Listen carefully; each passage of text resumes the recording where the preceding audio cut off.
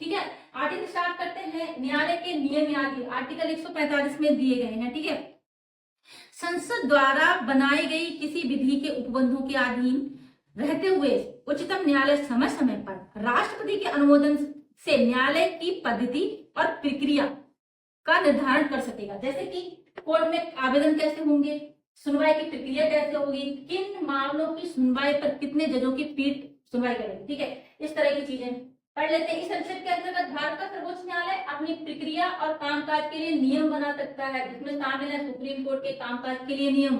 Next, संवैधानिक मामले जैसे संविधान की व्याख्या या किसी कानून की वैधता के लिए कम से कम 5 न्यायाधीशों की पीठ की जरूरत होती है। ठीक है, 5 न्यायाधीशों की पीठ बैठती है सुनवाई के लिए जब मामला संवैधानिक हो। ठीक है, अपील के लिए नियम बनाते हैं। ठीक है, जो भी नियम रहते हैं कोर्ट में वो सब ये सर्वोच्च न्यायालय अपना बनाते हैं। ठीक है, एक उदाहरण से देख लेते हैं। माना कोई व्यक्ति है, सुप्रीम कोर्ट में एक याचिका उन्होंने दायर की है।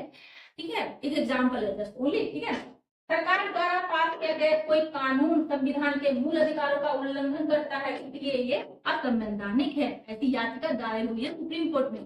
तो सुप्रीम क्योंकि संवैधानिक मामला है, सुप्रीम कोर्ट की 5 जजों की बैठने के लिए। ठीक है, मान लेते हैं 3 जज ने बोल दिया कि ठीक है असंवैधानिक, दोनों संवैधानिक।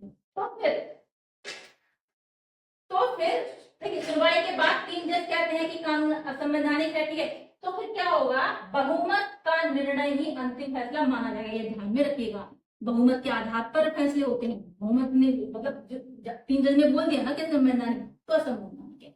2 जज ने जो बोला है वो मामला जो उन्होंने मतलब उन्होंने बोल दिया कि ठीक है संवैधानिक है, तो उनका जो निर्णय है उसको भी सार्वजनिक कर दिया जाएगा। वो भी अपना अलग से लिख सकते हैं, सार्वजनिक कर दिया जाएगा, लेकिन फैसला वही होगा जो 3 जजों ने बोला। तो ये नियम वगैरह अब आपको समझ में आएगा, इस तरह के नियम वगैरह कोर्ट में बने हुए हैं। संवैधानिक मामलों की सुनवाई बड़ी पीठ करती है और बहुमत का निर्णय ही अंतिम निर्णय होता है। ठीक है, देखिए अपील वगैरह के नियम भी वगैरह सब यही बनाते हैं। तो न्यायालय के नियम वगैरह कितने दिए आर्टिकल 145 में ध्यान